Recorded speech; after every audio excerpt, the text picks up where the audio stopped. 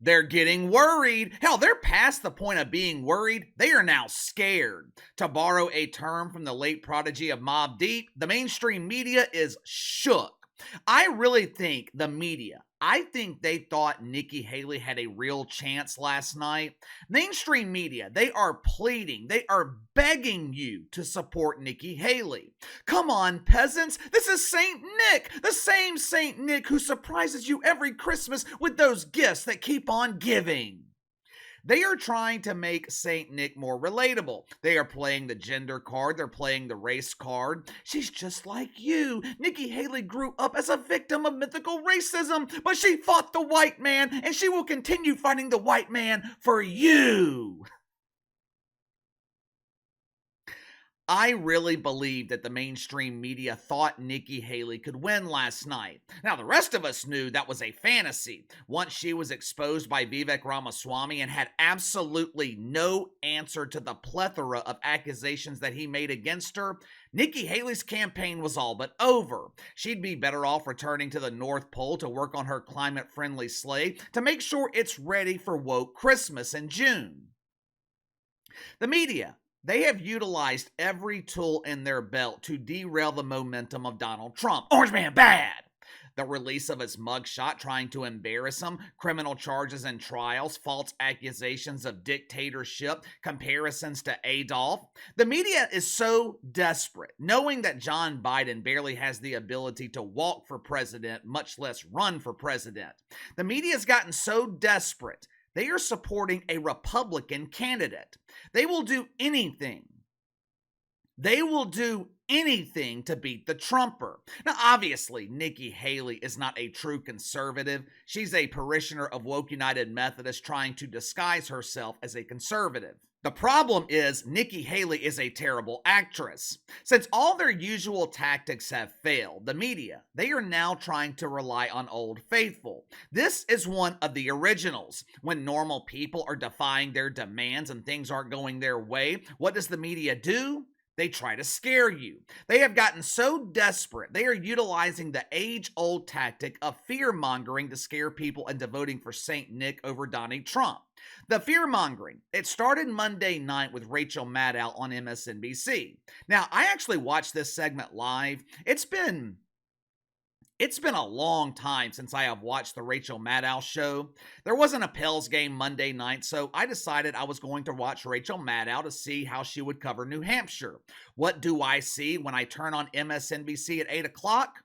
The beautiful face of Little Red Riding Hood, the media daughter of Big Red Joy Behar, Jen Psaki. Yeah, what the hell is Jennifer doing on MSNBC in Rachel Maddow's time slot? I was tuning in to see Rach. As it turns out, Rachel Maddow, she was sick Monday night. Translation, she didn't feel like showing up to work on the only day of the week that she is required to show up to work. If that's not an example of woke welfare, I don't know what is. Rach did join the show momentarily to discuss the upcoming election in New Hampshire. As she joined the show, I noticed that Rachel Maddow had visited the barber of Megan Rapinoe, the same barber who cuts the hair of my prepubescent nephews. The propaganda started immediately with the caption MSNBC chose for this segment. Trump says he will be a dictator for just the first day.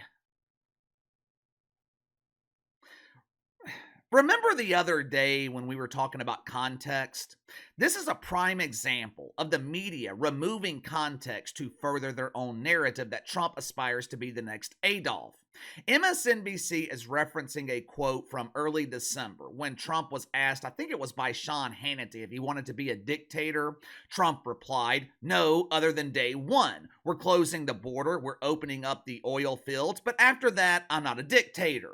Now, obviously, any normal person knows this was said in jest, but you're not going to get that kind of context from Rachel Maddow. No! There was a narrative to push. Why let facts get in the way of pushing the agenda? This was the perfect line to exploit to instill fear in the shitfucks who watch MSNBC. Watch for yourself.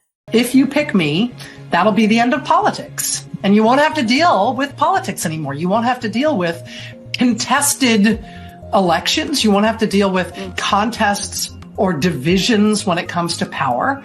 You'll have a strongman leader and I'll just do what I want. And won't that be a lot simpler? That's what he's offering. That strongman model is what the Republican base is enthused about. And that is something that sets him apart from every other Republican candidate. And I think that we're naive to think that he's tricking people into picking him and then surprise, he's going to act like a dictator. Did you see what she did there? This was classic media manipulation. What is the easiest way to get people to believe a lie? You stick the lie between two truths. Here on the channel, we call it a shit sandwich. Truth number one from Rachel Maddow: Donald Trump is not tricking people into voting for him. Truth number two: Donald Trump is appealing to normal people of all races because he offers strong male leadership, something that is severely lacking right now with the John Biden administration.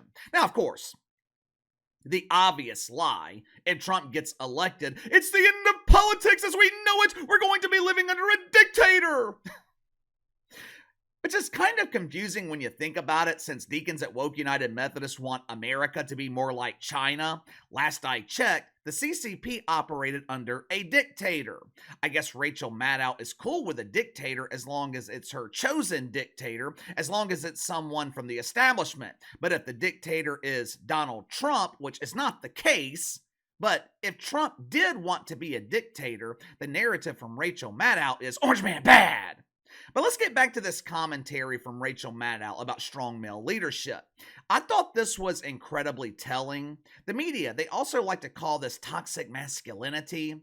The thing they feared the most about Donald Trump: he is not going to put up with their shit.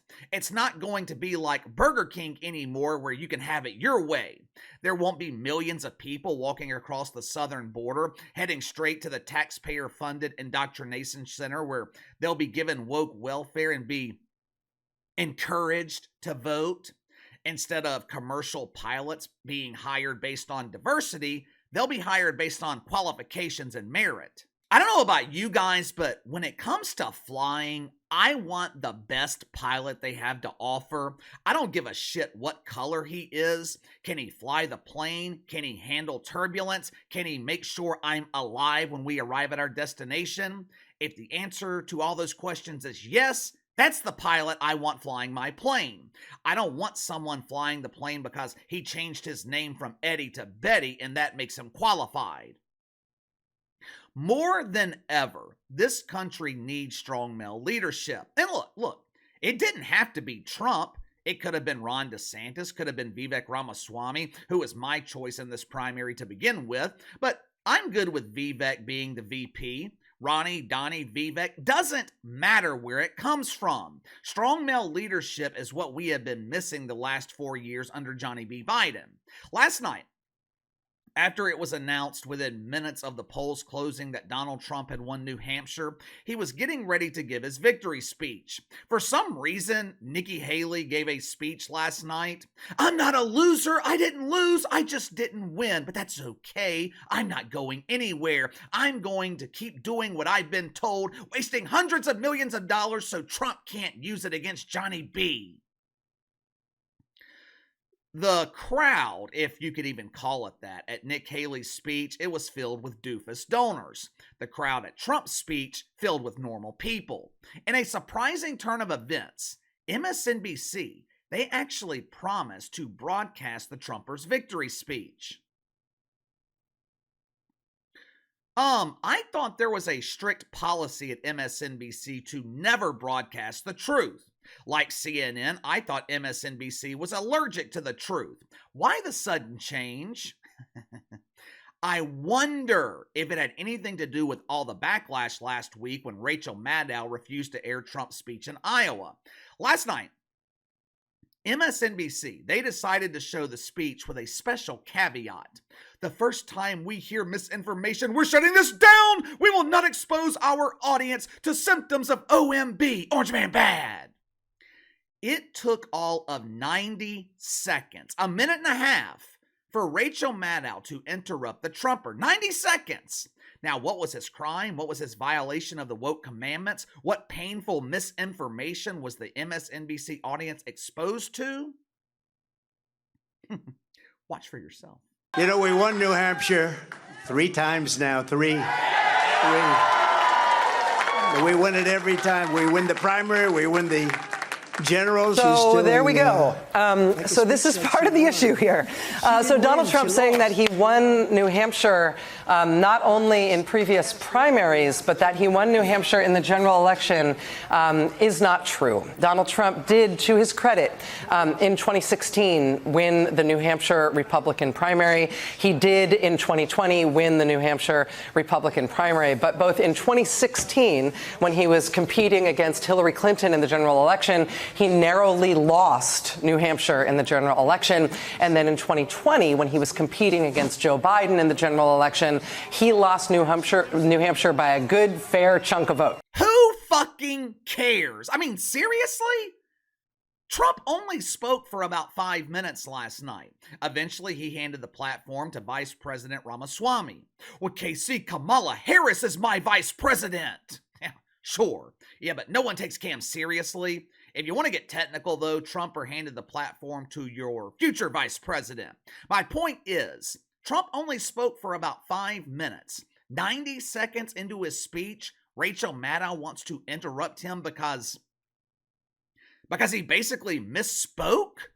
If that's the case, we would never get to see a full speech from John Biden. Remember this, Jim? That can be defined in a single word. I was going to excuse me. Last night was intentional by MSNBC. They interrupted Trump intentionally over a simple error to further the narrative that Trump is a serial liar and the media is the arbiter of truth.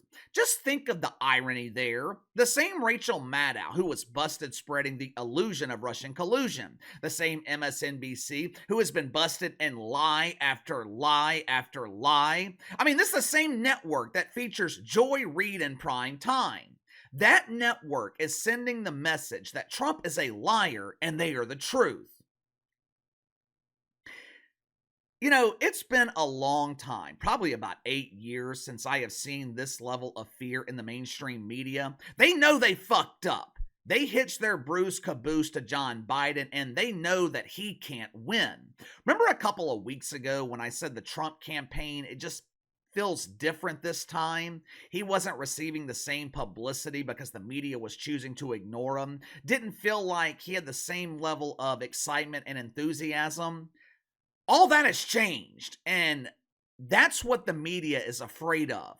Trump is building momentum, and the media, they are being forced to cover him now because everyone else has dropped out of the race. Nikki Haley is the last remaining holdout, and she is promising to remain in this race until the end. It ain't happening. I'm telling you. Unless something drastic happens, Nikki Haley is going to drop out before South Carolina. She is not going to subject herself to being humiliated in her home state. But give me your thoughts on this. The media, they are using fear-mongering to scare people into voting for Nikki Haley for anyone other than Donald Trump. Rachel Maddow interrupts Trump over a simple speaking error. Why do you think the mainstream media is so afraid of Donald Trump? I don't know if they were even this afraid in 2016 or 2020. The level of fear right now in the media, it seems to be at an all-time high. Why? Give me your reason. Sound off in the comments below. Like, subscribe, share the video. I appreciate each one of you guys and your continued support. Best way to contact me is by email at btlkc84@gmail.com, KC_BTL84 on Twitter. I'll see you guys later.